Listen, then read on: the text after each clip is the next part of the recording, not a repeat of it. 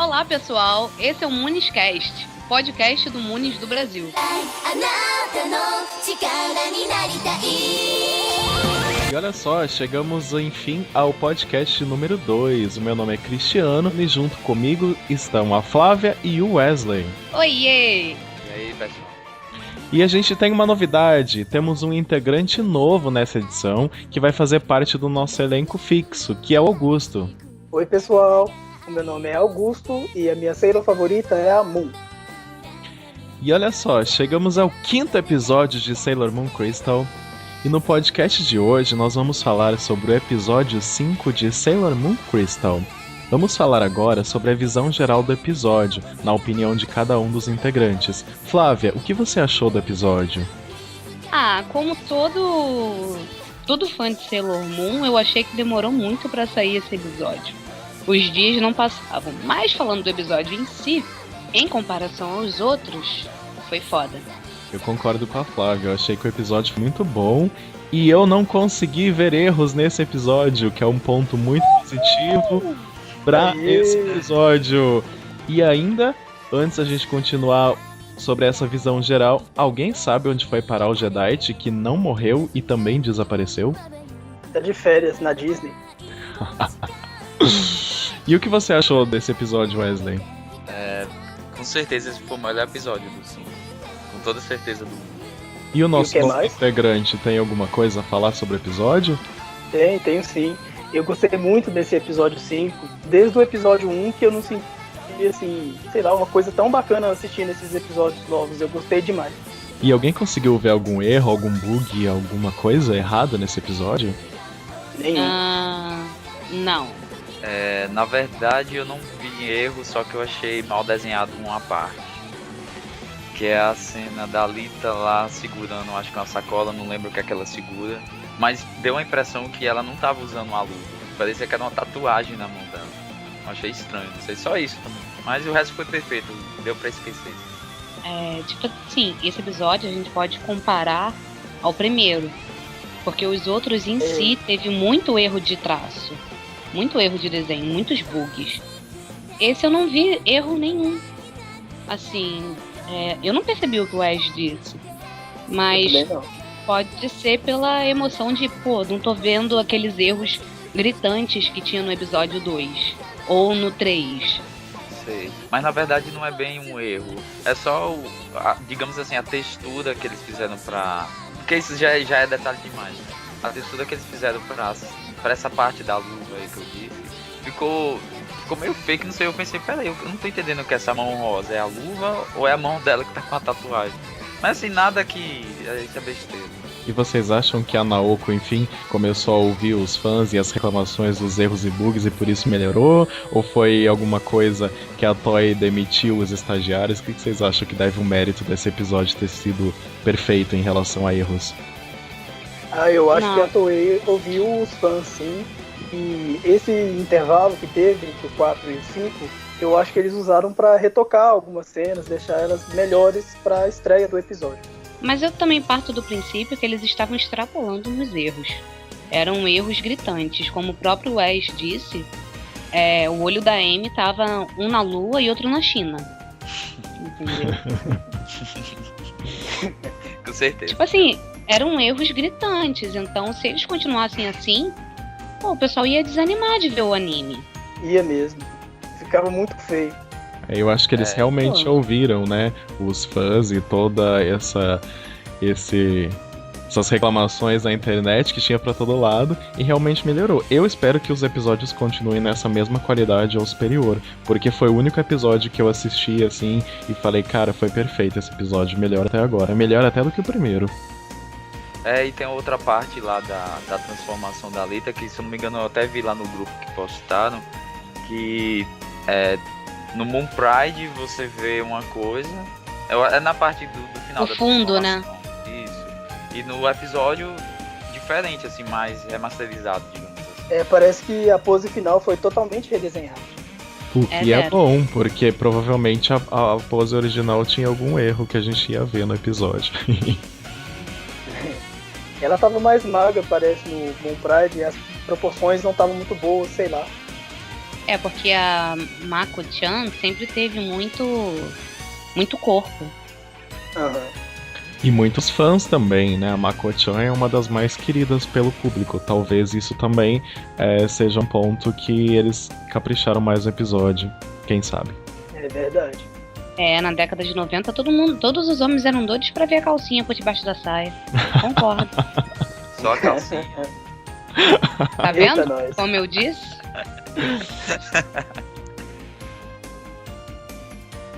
E vamos fazer agora, então, um resumo do episódio, pontuando os principais tópicos que aconteceram nesse episódio 5 de Sailor Moon.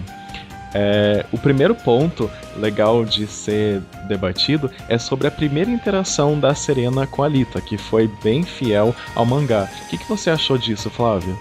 Olha, eu achei a riqueza de detalhes que teve em comparação ao mangá com o anime muito interessante. Eles voltaram a seguir a história do mangá nessa parte.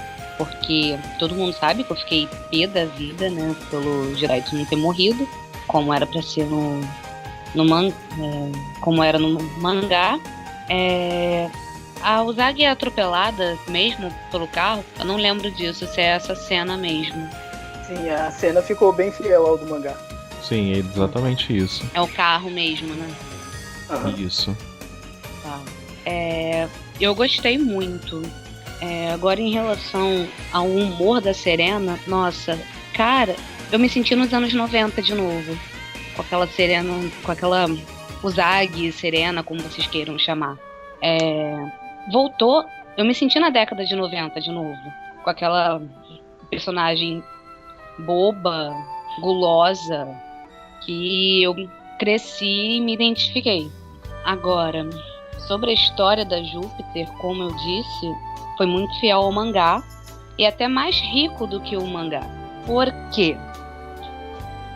A história é muito corrida, só que eles conseguiram adaptar de uma forma que a gente entendesse o passado da Mako-chan. Então, eu gostei demais. Eu vou ficar elogiando o episódio toda vez, porque pra mim foi perfeito. Eu achei muito legal o jeito que começa o anime, que tem todo um suspense nessa primeira cena que a Mako-chan salva a Usagi. Então, eu achei muito legal o drama que aconteceu na cena. Não foi uma coisa muito explícita. Começou os quadros mais fechados, com algum zoom em algumas cenas, e foi dando meio que um suspense. E isso ficou muito fiel aos quadrinhos ali do mangá. O que eu mais gostei no episódio muito, que até o que eu tinha comentado no podcast anterior, que me fazia muita falta, era a Serena ser mais bem-humorada e mais pateta. E na cena que ela vai fazer o almoço com a Mako-chan, ela volta com aquele mesmo olhar, aquele mesmo humor, aquele mesmo jeito da Serena ser atrapalhada, gulosa, aquela energia, aquilo. Nossa, eu fiquei muito feliz, porque resgatou aquela personalidade que a gente sempre imaginou que a Serena tivesse desde a série clássica. E Crystal tava pecando um pouco nisso. A Usagi tava muito séria. Personalidade atrapalhada, né? Como Exato. No primeiro episódio mostraram, dela caindo na escada. Tava faltando isso. Exato, tava faltando um pouco da personalidade original dela. Eu tava até me questionando, será que a Usagi do mangá ela é tão mais séria do que no anime clássico? E aí veio essa resposta e eu achei isso sensacional. A mesma coisa que aconteceu, como comentamos sobre o episódio da Amy e até da Rei, sobre aquela interação de como a Serena muda, a amizade da Serena muda as personagens. E foi mostrado muito fielmente ao mangá, e eu acho que até mais do que estava no mangá, sobre a história da Alita e as decepções amorosas que ela teve na vida. E isso explica muito o comportamento dela ser uma pessoa sonhadora e ao mesmo tempo ela ser um pouco carente. Então esse arremate da história, da personalidade da Júpiter e das decepções que ela sofreu, fica muito aparente mais na história de Crystal do que no mangá. Então isso pra mim foi sensacional. Como a Flávia, se eu for ficar falando toda hora que o episódio foi incrível e que eles conseguiram pegar o ato do mangá e ainda acrescentar coisas que deixassem tudo mais claro e mais divertido, pra mim foi perfeito. até pra gente se identificar com o personagem, como eles faziam na série clássica. Exatamente, mostrar a personalidade do personagem pra poder falar, eu gosto dessa personagem por causa disso, disso e daquilo. Porque ela é assim, e não porque ela tenha um golpe tal ou um planeta X, mas porque ela é daquele jeito, eu me identifico. Isso é muito legal. Pois é, né? E como eles não têm tempo, eles não têm muitos episódios para trabalhar isso, então eles têm que trabalhar isso com qualidade nos episódios que eles têm à disposição. E eles estão fazendo isso muito bem, pelo visto. Eles só pecaram nos traços, né? É verdade. Diferente do que muitos fãs têm falado, eu não considero a Uzaki do mangá tão diferente assim do anime dos anos 90, sabe? Ela no mangá ela tem um lado mais sério, mais maduro, assim, mas ela ainda é a mesma menina, assim, bobinha, chorona, que cativa o coração de todos nós. E eles trazerem esse lado dela em Crystal também, eu acho muito válido, muito bacana, porque é uma coisa que acrescenta muito para a história, que eu tenho, assim, na minha visão, e que faz da personagem ser tão querida assim, mundo afora. Na primeira interação da Serena com a Alita, eu achei muito bacana o jeito que a cena foi construída, tal, o acidente, ela salvando, tirando ela da frente do carro, e na hora que ela tá afastando, a fala dela, tipo, nossa, o cheirinho dela é tão bom, é uma coisa meio bem Yusaki mesmo de ser. Eu gostei muito do jeito que eles construíram a história da Alita ao longo desse episódio, o jeito que eles apresentaram ela, dando um foco assim na história dela, mesmo achei muito bacana. E eu tive a impressão também que eles abriram mão de certas coisas que aconteceram no mangá para essa apresentação da Alita no episódio ficar mais bem feita, ficar mais assim, ter mais tempo de ser explorada. Tipo aquela sequência do sonho da Serena no começo do capítulo, que não foi mostrado no episódio, já começou com ela andando na rua. E eu acharia que seria até uma sequência interessante de se mostrar, só que realmente foi melhor abrir mão desse tipo de cena para dar tempo de explorar a personagem, assim, de introduzir ela de uma forma muito bacana. E eles realmente conseguiram fazer isso, ela foi apresentada pra gente de uma maneira que eu considerei até espetacular, que foi aquela cena em que ela estava toda triste, falando que não quer mais acreditar no amor e tal. Aí a Serena vem e faz aquele discurso que eu acho bonito pra caramba, que deixou até arrepiado. E falando que ela tem que acreditar no amor sim, que ela pode acreditar nela. Eu achei aquela cena muito bacana. Teve uma coisa muito interessante, voltando aqui pro início, é que, eu não sei se vocês perceberam, mas tem a cena que a Alita ela tá andando na rua com guarda-chuva, né? Aquele guarda-chuva que elas usam na abertura, não sei se vocês perceberam isso. É verdade. Sim, verdade. Porque isso me dá medo, porque se a mãe da Serena tá na abertura com aqueles cabelos dourados, então eu tenho medo dela ter esses cabelos dourados no anime mesmo. Não sei se eles vão mudar, vão colocar aquele roxo, que era aquele prateado, sei lá, que era antes, né? Eu acho que vai ser dourado igual a abertura, sim. Eu também acho que vai ser igual a abertura. Já deve estar o padrão de cores pronto. Sei. Bom, aí teve outra cena interessante que eu achei, que foi a do... Assim, porque quem não conhece Sailor Moon e viu ela só com o uniforme da escola, é a cena que o professor... ela se esbarra com o professor, aí o professor disse que ela, não lembro agora como é o que ela fala, mas disse que o professor, troque esse uniforme, não sei o que, ela disse que não tem pro tamanho dela. Eu acho que essas coisas de detalhes, eles estão trabalhando muito bem. Eu achei legal isso do uniforme, ela falar que não tem do tamanho dela, porque na série clássica nunca ficou muito explícito por que ela usava o uniforme diferente. Eu só lembro de uma cena que ela disse, eu me sinto mais confortável com este, mas ela nunca disse o porquê, e eu achei legal ter essa explicação. Também achei. Eu acho até importante ter essa explicação, né? Exatamente. Porque vai ter pessoas que vão assistir e não entendem, né? Tipo, a gente sabe que a gente é fã, mas tem gente nova que vai assistir e não entende. Gente nova vai assistir e vai ficar tipo, beleza, ela é hipster. E outra coisa que eles fizeram de bacana de detalhe é, por exemplo, aí depois eles vão lá pra cena do banco, né? Que é essa que vocês comentaram. Que é quando, eu acho que estão jogando beisebol, eles jogam a bola e a bola vem na frente da Alita. Aí o que acontece? Não. Eu tava lendo sobre mitologia, sobre o planeta Júpiter, que é regido por Zeus e não sei o que, aí tem algo a ver com proteção. Que o planeta Júpiter tem algo de protetor aí, segundo a mitologia. Então, a todo momento eles estão querendo mostrar esse lance da proteção, que é a primeira cena, que é a do carro, né, que a Alita protege, talvez até por instinto, porque ela é reencarnada como Júpiter, né? E daí tem essa cena da bola também, e lá do final da luta e tudo. Eu achei isso bacana, essa parte do detalhe, sabe? É interessante. Então, aí outra cena bacana também é da Alita e da Serena, como eu já tinha dito, conversando no banco, né? Aí tem outra coisa que não sei se é pessoal minha, enfim, não sei, que é essa parte do brinco. Eles focam muito no brinco da Alita, que eu sempre traduzi pelo seguinte, que tipo, a Alita é a grandona, é a que mudou de escola, que supostamente bate em todo mundo e tudo. E o brinco sempre mostrou que é algo feminino dela. Então, tipo, aquela menina grandona e tal, ela tem um brinco de rosa. Então não significa que ela é uma machona. Eu acho isso muito legal da parte deles, esse detalhe. Isso é bacana mesmo. É. Uma coisa que eu acho muito legal dessa cena do banco também é o fato da Serena se aproximar sobre a personagem Alita sem julgar ela, porque tava todo um boato na escola de que ela é briguenta, de que ela é brava. Então tava todo mundo meio que com medinho de chegar perto dela. Mas a Serena já meio que encontrou com ela cedo, ela tirou ela da frente do carro, ela já tinha visto um pouco dela, ela ficou na dúvida, tipo, será que ela é isso mesmo? Será que ela é essa pessoa briguenta mesmo? Aí, tipo, ela foi lá conhecer ela não criou um julgamento em cima do que estavam falando, e isso é uma coisa que eu acho muito bacana da Serena. E eles estão, assim, estão jogando, não jogando de uma forma muito descarada, mas eles estão focando muito na personalidade de cada uma, no sentido de elogio. Nessa parte aí da Alita conversando no banco que você acabou de dizer, tem uma parte que a Alita diz, o pessoal aqui tem medo de mim e tudo, aí a Selena, como é que alguém pode ter medo de alguém querida como você?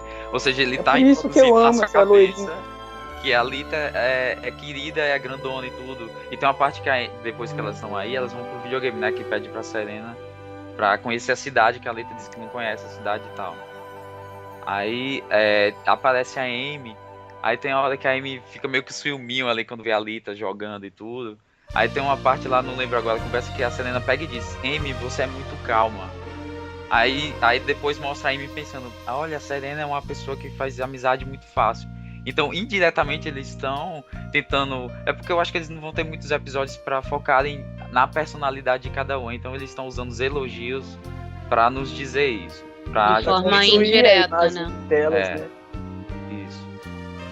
E uma coisa que eu achei interessante é em como a Serena ela sempre é o elo de união das outras Sailors. Ela não é só a princesa, mas é ela que faz a aproximação com todas. Aconteceu isso com a Amy, com a Mars e agora com a Júpiter. Pode ver que ela sempre toma iniciativa independente de preconceitos. Quando todo mundo falava que a Amy era nerd, inteligente, isso, aquilo, ela quebrou o tabu e foi lá. E ela fez isso com todas as outras. E ela que foi atrás.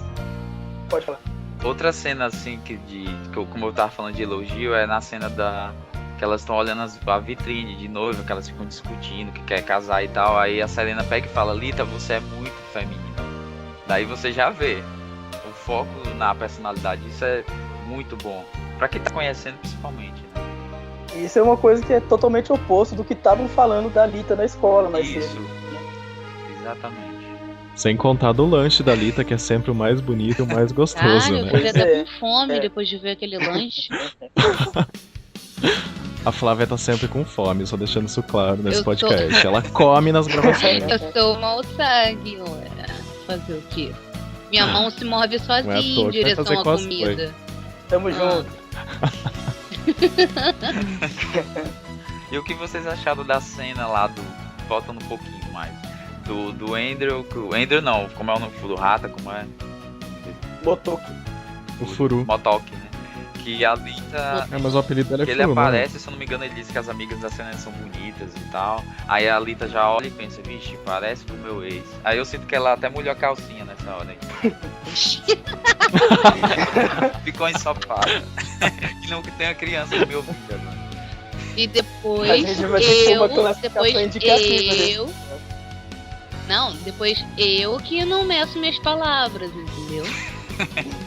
Sem querer. Porque a pepeca da Lita é a mais molhada de todo o Sailor Moon. Não, mas só porque eu falei que a Beryl tá peituda, entendeu? Aí O Wes vem falando isso, sabe? Ficaram falando do meu peituda, mas ele solta uma dessa, sabe? Ué, não é? Wesley, continue. Bom, aí depois disso aí tem a cena do que o Andrew acaba ficando lá. Enfim, todo mundo vai pra casa, né? Dormir. E o Andrew acaba sendo possuído lá pelo que ele tá andando na rua, né? Aparece a boneca lá, a manequim. A noiva fantasma. Isso. Aí ela pega e diz, olha nos meus olhos, sei o que. Aí o Andrew acaba ficando possuído. Aí vê a Lita saindo, eu não lembro agora o contexto. Mas daí só sei que ele tenta beijar a Lita, o que fez um monte de gente que gosta do casal. Eu, pessoalmente, eu gosto do casal também. Eu acho que se fosse pra rolar, poderia acontecer sem nenhum problema. Não sei o que vocês acham. Eu adoro esse casal. Acho que... Qual é o nome dele que eu esqueci? Do... Motoki. Não, o general do Megadeth. Nefrit. Eu só acho que o Nefrit não vai gostar disso. Eu acho que Nefrit de cu é rola. Ela tem que ficar com o Motoki mesmo. Gente, olha só, gente. A gente vai ter que colocar indicação de idade nessa merda.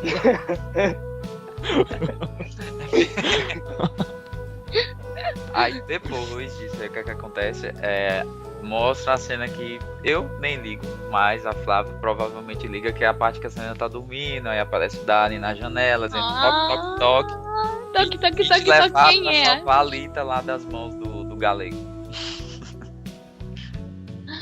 Do galego, Não, do Jedi? Não, do Ford, do Toque, sei lá. Jedi tá de férias na Disney, você esqueceu? Cara, Jedi tá fazendo um cruzeiro, ele vai voltar em algum momento ou não vai? Ele tá vendo um show do Roberto Carlos nesse exato momento. Eu só quero Jogando saber como é que ele vai rosas. fazer pra matar os generais. Se é que eles vão morrer, Eu né? tenho uma teoria com isso aí. Eles têm que morrer. Uma coisa que eu achei muito bacana nessa cena é que, assim, Sailor Moon, ele tem um lado feminista muito forte. Ele sempre trabalha ali a independência, a importância da figura feminina. E nessa cena que o Darien tá andando na rua e ele vê a inimiga lá atacando, e tipo, o que ele faz? Ele se transforma em Tuxedo e ele não vai lá tentar lutar. Ele vai buscar a Sailor Moon. Ele viu no episódio 3 ela se transformando em aeromoça, e no episódio 4 ele viu o lencinho com o nome dela escrito, então ele meio que sabe quem ela é. Então ele vai atrás para ela ir ajudar a salvar a amiga dela. E, tipo, isso é um pouco de inversão de papéis, se você for pensar. Porque, tipo, é a figura masculina buscando a mulher pra salvar o dia, e não o contrário. Isso eu achei muito bacana desse episódio. Cara, o Augusto matou a pau o lance das feministas. Mas eu concordo com o Augusto nisso, porque parece que fora os outros focos que eles tenham, na abertura já começa dizendo, né, essa parte aí de não precisamos de príncipe encantado, não sei o que, ele parece que essa coisa feminista eles estão tocando muito nessa tecla, e pela sua dedução tem tudo a ver. É a autora disso, ela parece ser uma mulher bem feminista. Sim. Ela é bem feminista e bem feminina. Exatamente. Porque a Usagi não deixa de ser delicada só porque vira Sailor Moon, vira heroína, entendeu? Mas essa é a proposta da Naoko. Eu acho que desde o início que a Naoko ela disse que queria fazer princesas, meninas bonitas. Então tem esse lado feminino, tem que ser bem explorado, né? E ela conseguiu fazer isso muito bem, porque conseguiu fazer 10 personalidades diferentes, todas de um jeito, e não deixam de ser femininas. O que ela trabalha muito também é a sensualidade das guerreiras. Se você vê no mangá, o jeito que ela desenha as curvas delas, tipo, elas são adolescentes japonesas de 14 anos. Se você for olhar na vida real, as adolescentes de 14 anos japonesas não têm aquele corpinho que ela desenha. Então, tipo, esse trabalho com a sensualidade também é uma afirmação do lado feminista, sabe?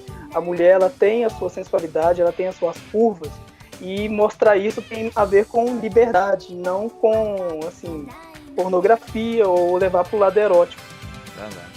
Mais uma vez, eu até vi uma entrevista antiga da Naoko, onde ela fala da inspiração maior dela em criar Sailor Moon.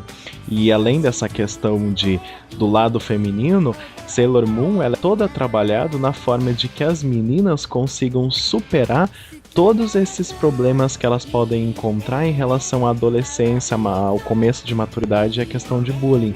Então ela tenta mostrar cada tipo de personalidade que se encontram presente na maioria das adolescentes, nas personagens, de forma com que elas mostrem que, embora elas possam ser diferentes, elas também podem lutar e conseguir fazer coisas. Então eu acredito que isso também está muito forte nessa inspiração de Sailor Moon por causa disso. Como que as pessoas podem superar seus problemas. É mais do que só feminismo, né? É uma coisa de superação mesmo, que as mulheres podem, enfim, ter poder e conseguir superar qualquer verdade, coisa. elas não precisam ser aquela figura fraca. Exatamente. Engraçado que a mulher do grupo ficou caladinha agora. Eu vou falar o quê? Vocês estão falando tudo que eu tô pensando, poxa. A gente tá numa sintonia muito forte aqui, né? Ei, mas tem outra coisa assim que eu não sei nem se tem a ver, mas eu percebo que hoje em dia eu vou já sair um pouco do foco. Mas acho que tem a ver. Que é o lance, por exemplo, hoje em dia eu vejo pelo menos minhas amigas, elas dizem que é difícil ter amizades femininas, porque tem um lance que um é mais gordo, outro é mais magra, não sei o que, aí rola essa fofoca. Aí a Sailor Moon é mais uma prova que tem como isso acontecer. Eu não sei se serve de lição pra alguém, se vai servir mais. As pessoas, em geral, tanto mulheres quanto homens, estão se deixando levar muito pela aparência e não pela personalidade. O anime, o mangá Sailor Moon, mostra sobre a personalidade. A importância da personalidade, né? Exatamente. Por mais que a pessoa pareça ser bruta, por mais que ela pareça ser inteligente, por mais que ela pareça ser sozinha, é a personalidade que conta. Às vezes é isso que afasta. Também tem muito lance de que hoje em dia as pessoas levam feminismo pro lado de eu tenho que ser mais masculina para poder ser considerada feminista. Não é. Eu posso ser feminista e ao mesmo tempo ser feminina. É verdade. É a valorização dos direitos da mulher, tanto como qualquer outra pessoa. É até aquele erro, né? Muitas feministas acham que, para ser feministas, elas têm que ser melhores do que homens, ou poder fazer qualquer coisa. E, na verdade, a questão é assim, todo mundo é igual, todo mundo é ser humano, não existe se você é homem ou mulher. Todo mundo, né, tem seus direitos, suas oportunidades. Pois eu acho que feminista... feminista, pra mim, é aquela pessoa que não necessita de ajuda de terceiros. É aquela pessoa que sabe trocar uma resistência de um chuveiro, é aquela pessoa que sabe trocar tomada, entendeu? Eu não preciso andar toda peluda, como muitas feministas dizem, pra ser feminista. Até porque eu me sinto desconfortável, sabe? Essa é a minha opinião em relação ao que a Naoko coloca também no mangá. Exato, como a Mako-chan, ela é forte, ela luta, ela gosta de proteger as pessoas, mas ela continua usando um brinco rosa, fazendo comidas bonitinhas e tendo um cheirinho gostoso. Então isso é legal. Exatamente, eu não preciso ser masculina para ser feminista. Você não precisa ser aruca para ser feminina. Exatamente. Então, isso é algo para se refletir. Isso é uma coisa que eu gostei muito no mangá, porque tem gente que considera isso, o anime mesmo, o mangá, como diversão. Mas não, ele provoca reflexão também. Toda história em si coloca, faz uma reflexão, dá uma ideia, faz uma crítica. Eu sempre faço. E esse episódio 5 conseguiu capturar essa essência que você está falando perfeitamente. Exatamente. Parece que isso é uma palavra recorrente sobre esse episódio, né? Perfeito! Vou falar disso que vocês estavam falando. Hashtag perfeição. Ele é macho, não sei o que, enfim. A cena da Serena virando o homem é antes, durante, em que momento que é? É assim que ela chega e a Alita tá sendo atacada. Então não é o Darien quem leva, então, no caso. Eu não... o Darien leva ela até a cena. E no mangá, assim que ela vê a Alita lá sendo atacada, ela se transforma em homem pra atrair a noiva fantasma. Ainda bem colocar essa cena, porque é tão sem noção, fica tão nada a ver. Não acho que não ia colar. Eu acho que eles apelaram mais pro drama. Isso, que eu gostei. Eu acho que fez as pessoas que assistem refletir mais. Ter mais esperança no mundo. Sailor Moon é pura reflexão. Sim. Né? Agora a gente pode dizer isso. Porque se a gente Essa também cena for comparar, se a gente for comparar com o anime clássico, foram tantos episódios extras que a gente não teve muito o que pensar. Era mais, Verdade. não, a pessoa é assim, M é assim, Rei é assim, a Alita é assim, ou a Mako tinha como preferirem. Entendeu? Não tinha muito o que a gente refletir. Era mais, não, a pessoa é assim, ela é assim, então eu vou aceitar assim. Ao mesmo tempo que a gente pôde conhecer mais fundo, a gente não pensou. E isso legal também é que cada vez fica mais claro que Sailor Moon não é uma coisa de criança. Sailor Moon ele serve muito para a vida adulta, para reflexão de relacionamentos entre as pessoas, e isso é Com toda muito legal. certeza. Sobre essa cena dela se transformando em homem que tem no mangá, eu acho que ela não apareceu no episódio por assim, 3 motivos. Essa questão do foco do drama que a Flávia está mencionando, e tipo, essa cena ela ia cortar um pouco esse clima de drama que o episódio está criando. E ela tem um apelo um pouco cômico também, se for pensar, não ia casar bem com o clima da narrativa. Mas eu acho que o que pesou muito também foi o tempo, porque querendo ou não, é um episódio de 24 minutos. E eles construírem toda essa coisa que eles ergueram de personalidade, de drama, de análise assim, pessoal, leva tempo. Então o que eles poderiam economizar tirando essa cena, eles pensaram e viram lá que seria melhor desse jeito, mesmo abrindo mão de um elemento do mangá. Uma coisa que eu acho extremamente positiva, porque mostra que eles estão sabendo o que pegar do mangá, trazer para o anime, e o que eles não precisam pegar, o que eles podem descartar assim, sem prejudicar, entre aspas, a história. Exatamente, fora que eles acrescentaram uma coisa bacaninha também. Tipo, claramente você via que a Amy e a Rei eram figurantes, né? Aí depois dessa cena aí que o Darren aparece na janela e tal, aí aparece todo mundo de pijaminha, né? Lá no meio da rua, pra tentar salvar a Alita, pra ver a guerra, o barraco, né? Menos aí a Rei, tava de kimono de que sacerdotisa. eu não lembro agora, é a Rei. Do nada ela solta fogo. Eu gostei muito daquele efeito de fogo, assim, tipo. É o ataque dela, a Kuryo Taizan. Pronto. Aí essa cena, eles quiseram, tipo... eles estão pensando também nesse lance dos ataques e tudo, não estão ignorando, assim, tipo, Eles seu estão golpe fazendo um gráfico bacana para as batalhas. Posso comentar uma coisa? Pode. Em relação ao ataque? Mostrou o quão elas são poderosas. Porque antes, no anime clássico, tudo encerrava com a Sailor Moon. Agora não, elas são capazes de atacar o inimigo, matar o inimigo se for necessário. Não necessitam dela. Eu achei isso Não sensacional, porque Eu na achei série isso muito Classic elas pareciam assim, a gente faz cócegas no inimigo e a Sailor Moon que é forte. E agora não, todas são fortes, né? Isso foi muito sensacional, legal. muito sensacional. E tem essa coisa Exatamente. que a Flávia até comentou aí em cima do lance da aparência, né? Porque depois que acontece isso da Rei atacar, não sei o que, a inimiga ela tá segurando, fazendo a Alita de refém, né? Aí o Nefete começa a dizer e fala que as pessoas são enganadas pela aparência, são movidas pela aparência e tal. Aí o que acontece? Mostra uma das melhores cenas, que eu acho que vocês concordam, que é a parte da Alita esperando o ex, não sei o que ela fica iludida, que o cara pega e diz, ó, Você é uma namorada e eu tô cagando e andando pra você.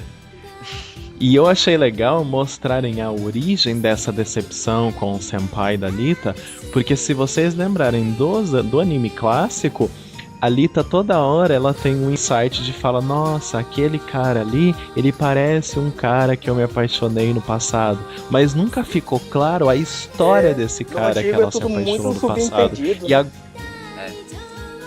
Muito subentendido, e agora já mostrou, foi isso que aconteceu, ela foi recusada e trocada por outra.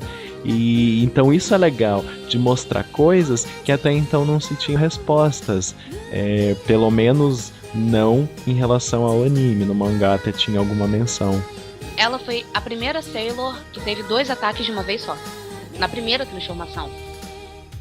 Isso pra mim foi muito foda. Sim.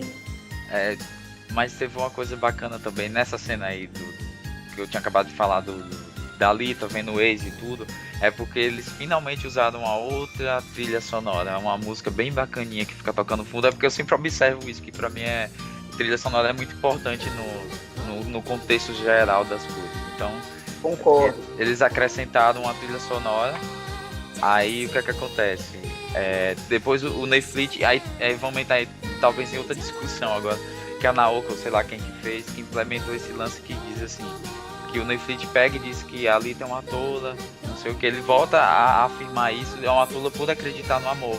E a Alita, eu não entendi muito bem, pensei que ela já estava sendo possuída pela inimiga. Ela realmente diz, olha, eu realmente sou uma tola por acreditar no amor, e daí eu seria traída se eu não acreditasse no amor. Então era meio que ela tava concordando com o Netflix.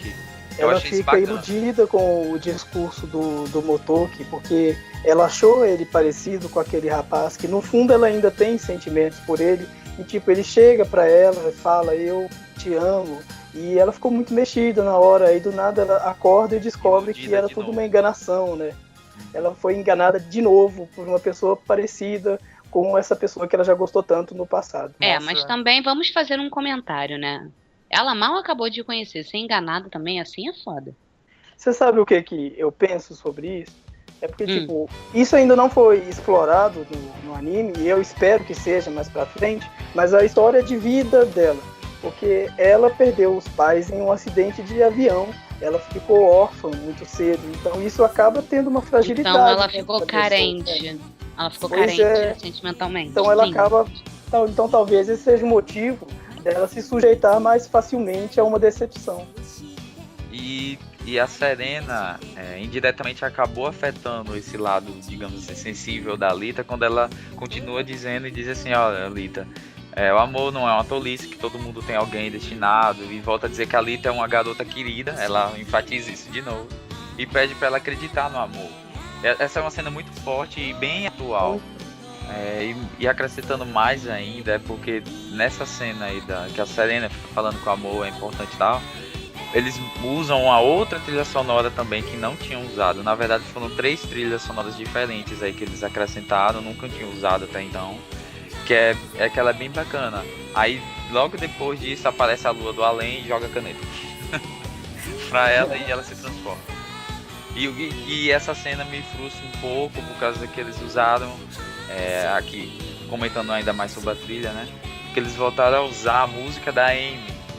Eu não gostei disso, eu queria que a Alita tivesse uma música eu própria também dela não na gostei. guitarra, sei lá. Mas de repente eles estão usando uma música para cada 2 guerreiras.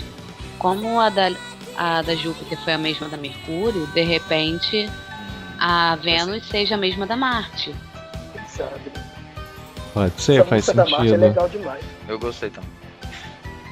Eu também. Aí depois que a Alita se transforma, né, tem aquela cena lá a cena de punir, né, que ela fala que, eu nem lembro agora do texto, porque alguém lembra aí que eu não lembro não. É alguma coisa como sentirá tanta dor que ficará entorpecido. Vai se entorpecer de tanto arrependimento. Isso aí. E eu gostei muito porque, tipo, a Amy e a Rei, elas meio que apontam pro inimigo, né? A Alita, ela aponta pra ela mesma e diz, olha, vai ter que se ver comigo. Eu achei muito bacana isso, muito diferente e muito condiz com a personagem. Achei muito legal. Eu achei o bordão dela o mais bem desenhado das 4 também. Eu também. Em termos assim, de pose, de movimentação, eu achei ele muito bem feito. Outra coisa que ninguém comentou até agora foi a voz de dublagem. Nós vamos falar um pouco. Mas essa voz, ela tá junta com essa parte da transformação, que do nada a Alita tinha uma voz assim, aí do nada ficou meio Aruka, eu fiquei meio... Será que é a própria? Eu não senti essa diferença. Não, mas o que acontece? É a primeira vez que ela se transforma. Então... Eu acho que nem é questão de a primeira vez que se transforma. Eu penso assim, na questão da Alita, essa entonação da voz é justamente pelo lado que ela se transforma. Se ela é a Júpiter, ela é guerreira protetora e ela é valente, ela tem que aumentar o timbre de voz e deixar mais grosso, justamente para mostrar essa personalidade de valente. Ela não pode ser uma guerreira que vai ser a guerreira valente se ela tiver uma voz que não ressalte essa qualidade. Então foi super condizente essa voz dela ter mudado, que é uma voz pra, né, colocar o inimigo no lugar dele. Eu achei uma mudança bacana e não me incomodou. Então quer dizer que deve ser a também proposta, né? Tipo, você é uma menina comum, você fala um pouco assim, se é cedo você já incorpora uma força. Uhum. Pode ser. Exato, igual quando nós falamos com calma e quando nós falamos com raiva. Se você gravar esses dois momentos da sua própria voz, você vai notar que as vozes são diferentes. Se você for pensar, ela tava com muita raiva quando ela se transformou. Depois dessa cena de punir, né, tem a cena dos golpes, né, que primeiro ela solta aquele tempestade de flores, que eles traduziram assim, eu não lembro o original. Hurricane, né? Pronto. Isso. E o Trovão de Júpiter. Esse primeiro aí, eu meio que fiquei confuso com esse golpe. Eu pensei, peraí, saem pétalas, elas são lâminas, e só cortou aquilo ali, sendo que todas as pétalas estão voando na cara dele. Eu fiquei sem entender. Eu também achei meio... faz sentido. Se são pétalas cortantes, era pra ter cortado mais coisa, né? E a Lita ia molhar a calcinha. Era pra ter deixado ele pelado, então. A Lita ia molhar a calcinha de novo. Ia ter que colocar. Gente, vou ter que colocar... Esse podcast é para maiores de 18. Mas uma coisa bacana também foi o lance do Trovão de Júpiter, que ela, tipo, com a mão esquerda ela pega o raio, com a outra também pega o raio. Deu pra sentir que o golpe é muito forte, não parece aqueles raiozinhos que ela soltava no antigo, né? A tiara crescendo também pra pegar os raios da atmosfera, eu achei bacana. Nossa, a tiara crescendo é a parte mais legal do golpe. Então, muito bem nesse feito. anime, eles estão mostrando que as guerreiras não precisam da Moon sempre pra encerrar. Tá mostrando que elas são realmente poderosas. Afinal, as guerreiras defendem a princesa. Como as guerreiras podem defender a princesa se a princesa é quem derrota Exatamente. sempre os inimigos? Verdade. Pá! Vamos lá. Vamos falar do Nefrite, gente. Eu quero muito falar mal desse momento. E olha só, no podcast anterior, eu recebi vários inbox falando a mesma coisa. Eu gostaria de ver o romance das Sailors com o general. E eu disse pras pessoas, ok, se isso existisse, era pra estar no mangá, porque Sailor Moon Crystal é a releitura, o mais fiel ao mangá possível. Mas muita gente tem gostado dessa história do romance e volta a falar, onde foi o Jedi que tá fazendo um cruzeiro e não apareceu, mas ele está vivo. E aí... E ficou uma coisa meio aparente aí sobre esses romances nesse episódio, quando no momento que aparece o confronto entre o Nefrite e a Lita, ele olha pra ela e fala, eu já vi esse olhar, eu conheço esse olhar. Então é como se ele resgatasse uma memória antiga de um romance que eles tiveram em outras vidas. Vocês acham... não. Vocês acreditam que isso vai acabar desenvolvendo esse romance de generais e Sailors ou isso é uma brisa? Pelo que eu andei lendo e tal, eles vão falar sobre a vida passada, não da atual. Por isso, eu acredito que os generais vão morrer em algum momento. E se for isso, por que o Jedi continuou vivo? Eu tenho uma teoria.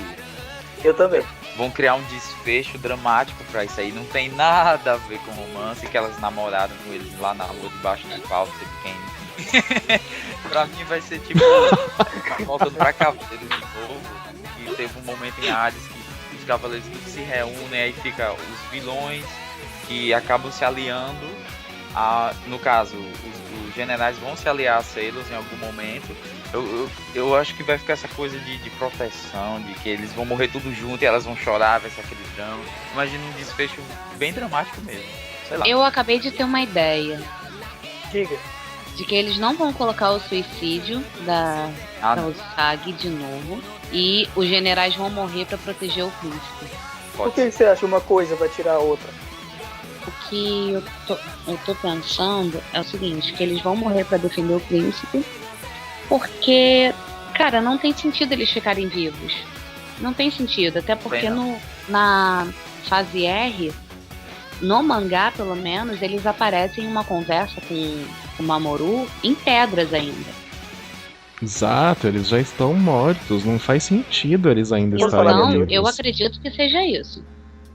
Qual a sua teoria, ela Augusto? É parecida com a do Wesley, mas ela diverge em certos pontos.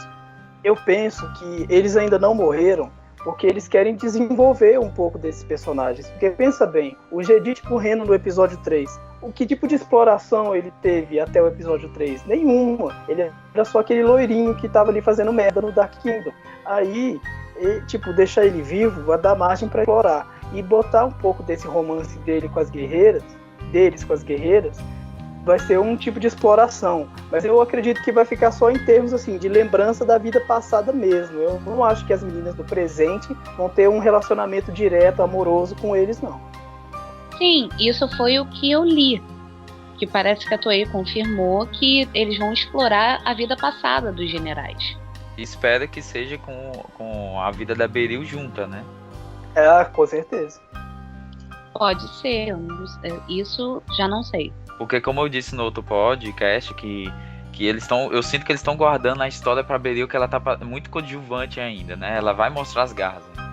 Tá cedo também. A Beryl continua fazendo o que ela faz de melhor, ficar brincando com a bola dela, né? Botar a bola em cima dos peitos. É do Darren, não? Ui. Oh my god. E vocês notaram o que acabou acontecendo? Que, Flávio? Vocês são terríveis. E vocês notaram uma coisa diferente que aconteceu? O cetro lunar é idêntico ao mangá, com a meia-lua, acredito que de cristal, O que me deixou é isso? muito O que frustrada. vocês acharam? Porque eu comprei o Próplica pra poder fazer o cosplay. Só que a Próplica é dourada, Lua. Ou seja, você vai ter que ter um Próplica merda. Crystal. Eu acho que eles não deveriam ter mudado o cetro. Eu acho o cetro antigo bem mais bonito que esse. Eu Fiquei concordo. frustrada. Essa cena aí do cetro, eu não me importei muito. É porque você não vai fazer cosplay. Eu não ligo pra cetro, essas coisas assim. Você não gastou R$310, Nico. Eu liguei pra o que a Alita falou. E ela contou, ela meio que resumiu a história pras meninas, dizendo que foi traída pelo colega e que saiu da escola e veio parar naquela escola e sentia que o vento trouxe ela pra lá, né? Soprou e ela voou, enfim. Aí que algo maior que um romance estava esperando por ela. Isso daí fechou com chave de ouro o episódio quando ela disse. As guerreiras têm toda uma coisa de eu tenho uma missão a seguir e tal. Quando elas despertam, elas sempre falam uma coisa parecida. E pra finalizar esse podcast, antes de falar da grande novidade que vocês vão saber daqui a pouco, vamos dar uma nota, atribuir uma nota para esse episódio. A minha nota para esse episódio tem que ser 10. Enredo, história, traço, trilha sonora, ataques. Até porque eu fiquei o podcast inteiro falando que o episódio era perfeito e ia chegar no final, não podia dar uma nota menor que isso. Felizmente, qual a nota de vocês? Dessa vez eu vou concordar com você e vou dar 10 também. Eu vou divergir um pouco de vocês. Eu vou ser um pouco malvado. Eu vou dar 9,5. Nossa, por quê? Eu tirei. Eu tiro meio ponto por causa da música de transformação, que eu queria uma música nova. Eu não gostei dessa música repetida, não. Eu tenho muito carinho pela Sailor Júpiter e eu realmente queria uma música inédita, que nem foi pra Sailor Marte e pra Sailor Mercúrio. E você, Wes? Qual é a sua nota? Vou ser bem específico e bem rápido. 10,5. Pra recuperar os meio pontos que o Augusto tirou. Que o episódio, por mais que a música tivesse sido meio xoxa, mas mereceu. Então 10,5. Pra sair todo mundo feliz, todo mundo pelado. Gente, 9,5 é uma nota muito boa. E como o episódio foi perfeito, a nossa média 10, geral vai. do grupo é 10. A média do grupo é 10. Uhul! E temos uma super novidade, eu vou deixar a porta-voz dessa novidade pra nossa administradora do Muniz do Brasil. Flávia, Então, conta a novidade gente, pra galera. Então, gente, a novidade é a seguinte. Enquanto não rola o quadro de convidados especiais, como vocês já sabem, nós resolvemos, na verdade, fazer um quadro de perguntas e respostas para que todos vocês possam participar. Então, adiantando o assunto do próximo podcast, nós vamos falar sobre o primeiro arco do mangá. Então, se vocês tiverem algum comentário ou alguma pergunta para fazer, coloquem no post fixo que já está no grupo, tá? Cliquem na foto, perguntas para o podcast, e coloquem sua pergunta lá. Lembrando, só serão colocadas no podcast perguntas e comentários que estiverem naquela foto. Não se preocupem se demorar um pouco para aparecer, tá?